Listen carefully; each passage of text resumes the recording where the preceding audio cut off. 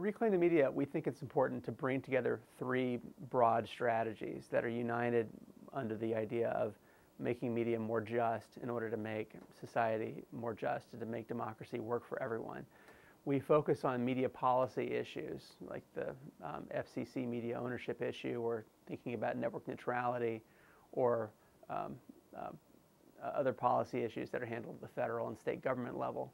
In addition to media policy, we also do media literacy education so that people, no matter what media they're consuming on a day-to-day basis, they can understand how media messages are shaped the way they are, and what voices are brought in, what voices are excluded, and who's really behind the camera, and how that affects how media messages are made.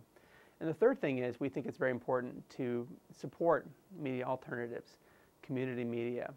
public media. We're a small organization. We don't have a staff, we don't have an office, but I think that our experience of accomplishment in the last 5 years, holding major public events with FCC officials, running campaigns that are educational, working with a variety of social justice groups that are maybe bigger than us, and helping them understand about media issues. I think we've been able to have an impact that's, if you want, beyond our size and scale, including projecting ourselves as a regional organization. It should be encouraging to folks that it doesn't take a lot of person power to launch a website, to pay attention to what's happening in the media, to educate other folks in your area about what's happening. Maybe in your town there's a particularly egregious racist talk show host, or a TV newscast that always attacks activists instead of supporting their cause or doing in-depth coverage. There's an opportunity to organize citizens in your town to go and have a meeting with the program director and talk to them about the issues. Discover where the opportunities for engagement with local media are. There are dozens of organizations like Reclaim the Media